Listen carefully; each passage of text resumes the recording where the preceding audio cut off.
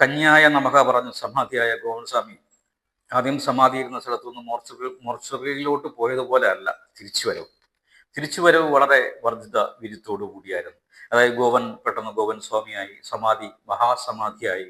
നമ്മുടെ ബൈബിളിൽ പറയുന്നത് പോലെ യേശുവിൻ്റെ ജനനം കാണാൻ കിഴക്കുനിന്നും പടിഞ്ഞാറുനിന്നും രാജാക്കളെത്തി എന്ന് ബൈബിളിൽ പറയുന്നത് പോലെ ഈ ഗോവൻ സ്വാമിയുടെ സമാധിക്ക് നേതൃത്വം കൊടുക്കാൻ കിഴക്കുനിന്നും പടിഞ്ഞാറുനിന്നും മുന്തിയ സന്യാസി വര്യന്മാരെത്തി.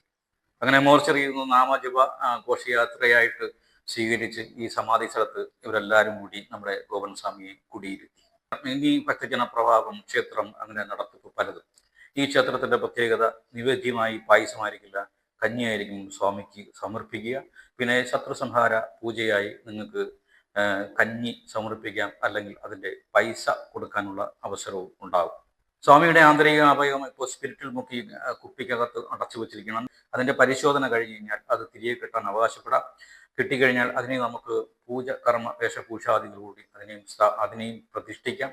ആ പ്രതിഷ്ഠയിൽ നമ്മുടെ ആന്തരിക അവയവങ്ങളുടെ പ്രവർത്തനത്തിന് വേണ്ടിയിട്ട് ആത്മാർത്ഥമായി പ്രാർത്ഥിച്ചുകൊണ്ട് നമുക്ക് കന്യായ നമക പറഞ്ഞ് വീട്ടിലേക്ക് തിരിച്ചു പോകാം.